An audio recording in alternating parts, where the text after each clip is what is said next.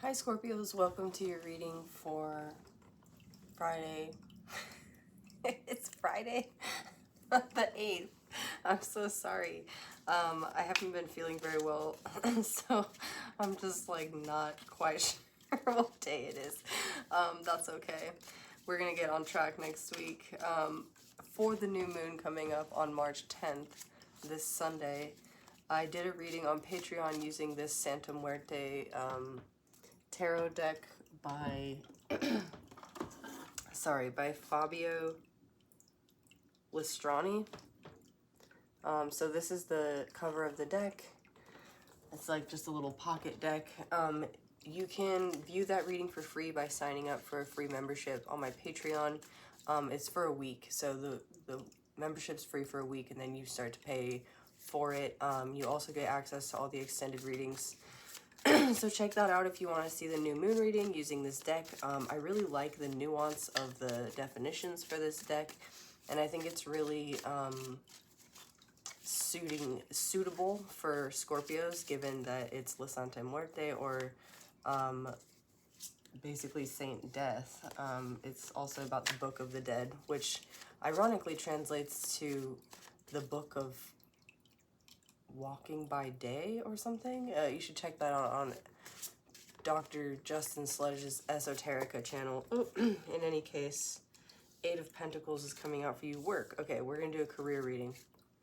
Let's do it. I have this feeling today that you're letting go of something major in like some past life stuff that has maybe been making you feel stuck, especially in your worth has been a big deal for my Scorpios lately. Self-worth equating to sort of your energetic value in the world. And if you perceive that as something that's monetary, first of all, you're more than what you make, right? And what you do. And I think my Scorpios here know that. But how do you proceed from here? Knowing that, like, where do you go? So let's do this.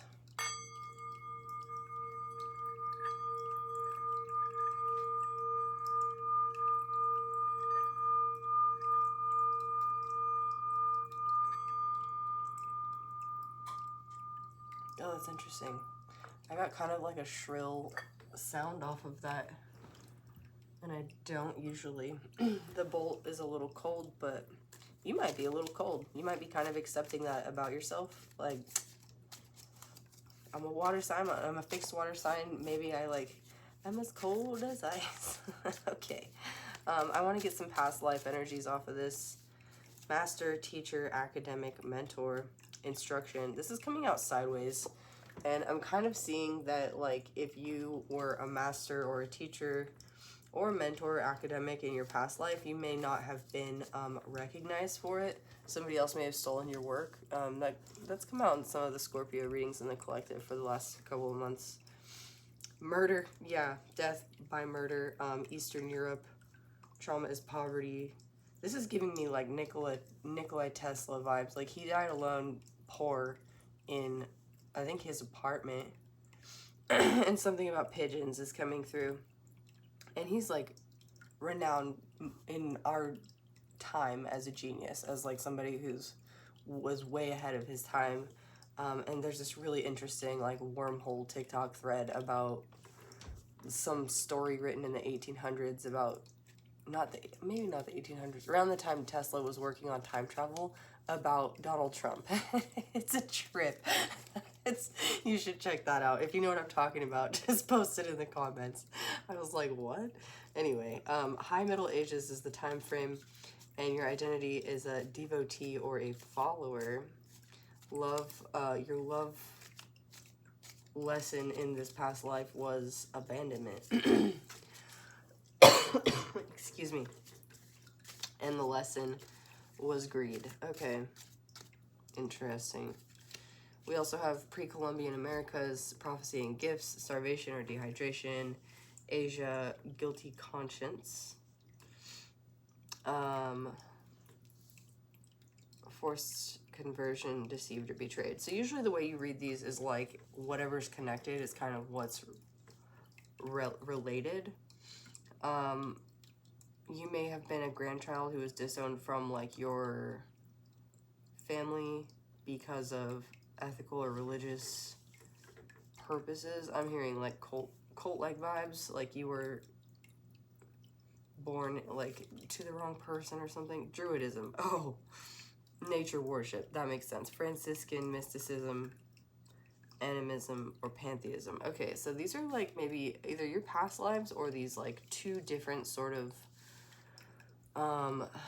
like karmic wheels in your generational timelines that you've closed up. And it's a really interesting dynamic here. You have the academic, right? The divine masculine, instruction, and then you have nature worship, the divine feminine. So this is really powerful, Scorpio. Kind of bridging the gap between, you know, science and intuition, which is what the divine marriage is, right? The Rosicrucian alchemical marriage in alchemy. So you might be an alchemist. Eight of Pentacles is the work. It can talk about like the work of alchemy, of the process of individuation, and it looks like you've done that. So how do you proceed? Oh man, all of these just fell right out. Okay. Okay, what is this one? Interesting.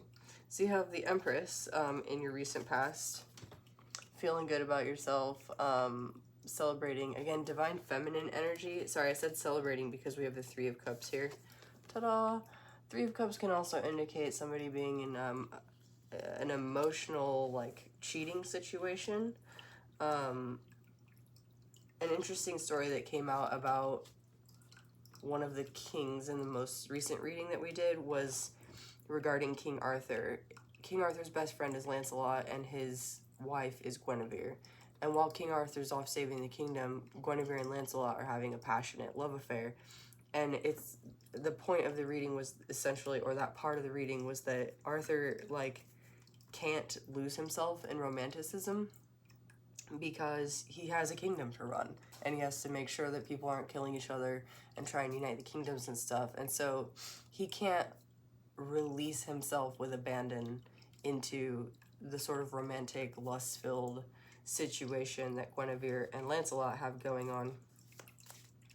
So if this was your Empress, the High Priestess, or if you were an Empress or are an Empress, like this is maybe in the recent past, either you succumbing to a situation where you were like emotionally cheating, or they were emotionally cheating, or you let loose a bit. And I think if you've done the work and you're an alchemist, right, you're like always manifesting, and you may find that there's actually like stronger consequences in your pocket for your pocketbook is what I'm hearing. Maybe you carry, maybe you call it a pocketbook, but this brings you into the Page of Pentacles energy where you're like, even regardless of your age or the time of life you're in, it's like you're sort of realizing that the costs of whatever it is that you do to celebrate, it could be drinking with the Three of Cups, it could be involving other people in your relationships.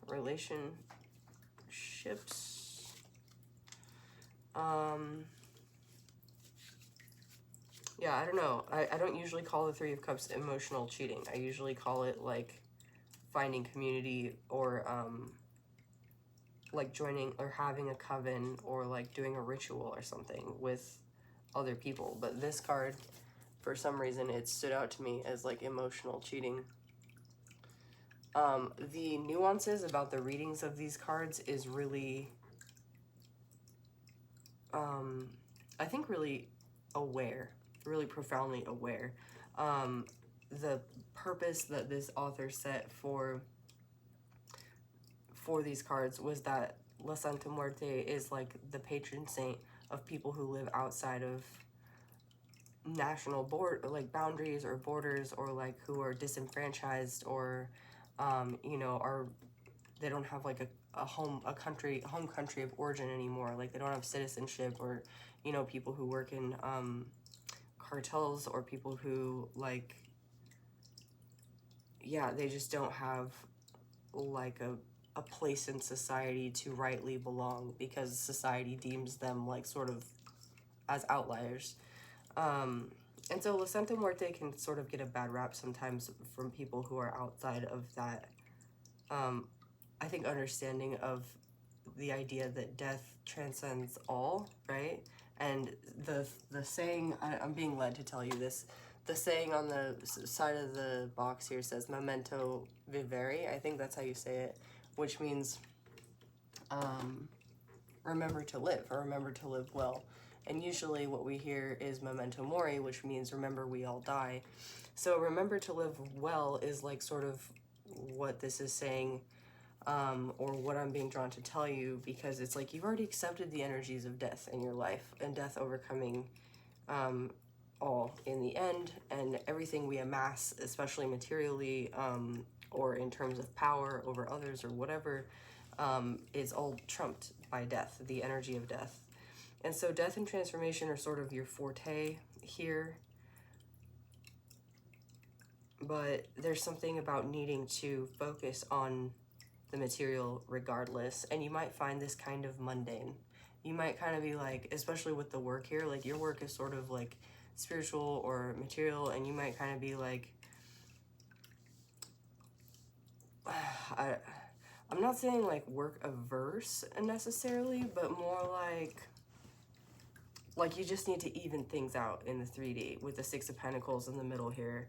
With the devil is both a cautionary measure about overindulging, right? You have the Three of Cups here that did come out as like some form of like towing the line of overindulgence. And then you have the Page of Swords, which says to like learn more. And the Page of Swords reversed has been coming up in your readings like the last couple days. So I'm excited that it's showing up here upright with the devil, because this means that you recognize that you need to learn something more, or like find your curiosity again, because you've sort of been in your Empress, divine receptive energy, like having a good time, maybe spending a little bit too much, and like you recognize, okay, time to balance this out. This is part of the natural flow of things. And that's devil energy as well. It's like, especially if you're in alchemy, realizing that like the devil, especially in the Thoth Tarot, sorry, I got distracted, is nature. It is the processes of nature. It is the grounded, like, carnal, sensual, sensory sort of 3D reality, right? And so you're realizing, like, in the 3D, exactly what it is you need to do to stay balanced. And you're finding out more about it. Intuitively, you know what this is. Ta-da, High Priestess. These cards are just so beautiful. I really love the illustrations on them, and I love the interpretations even more. I highly recommend this deck, and thank you to Fabio Listrani for creating it. It's beautiful. What I'm seeing here with this High Priestess, you have major, sort of like in a row. You have the Empress, the High Priestess, and the Devil. That's so interesting, because the masculine figure is the Devil at the center of this deck, and that's like your natural sort of energy. You might have Capricorn in your chart or be dealing with a Capricorn. The High Priestess says that whatever you're doing, whatever you're learning, requires you to move forward intuitively. So the path might not be clear in the 3D, but you have a strong connection to your higher self. Again, because you've done this like alchemical work, and this is something you continue to do. And so this is giving me like walk of faith vibes, like the that movie Onward from Disney, right? There's this elf who becomes a warlock, and like his last spell that he has to cast is the trust bridge, and it's literally just him casting a spell. It's like there's a bridge there, but he can't see it, and he has to just walk out onto air, thin air. This is you doing the trust bridge with spirit, like knowing that spirit has your back. And this came out in your reading that I did for you yesterday. this is your test of faith. Do you believe in your own magic, Scorpio? Have you been through this lesson enough times? I feel like this reading was actually really straightforward. And I'm not really feeling drawn to dive any deeper into it, honestly. It's so odd because usually my readings are like an hour long, but this is so straightforward. And I feel like diving in any deeper is actually going to like counteract the whole point of the reading, which is to have faith, to ask yourself, do I have enough magic for this? And so instead of offering any more here for you to cling to, I'm going to leave you with that and encourage you on your trust bridge. Go ahead. Go, Scorpio. You got this. All right, 15:55 on the timer. Big changes for you guys. I hope this reading was helpful. If it was, please like, comment, share, subscribe. If you haven't already, thank you for being here. You can book a personal with me on my Etsy. You can donate in the Cash App. Join my Patreon, my YouTube. Just say hi, whatever. Thanks for being here. All right, bye, Scorpio.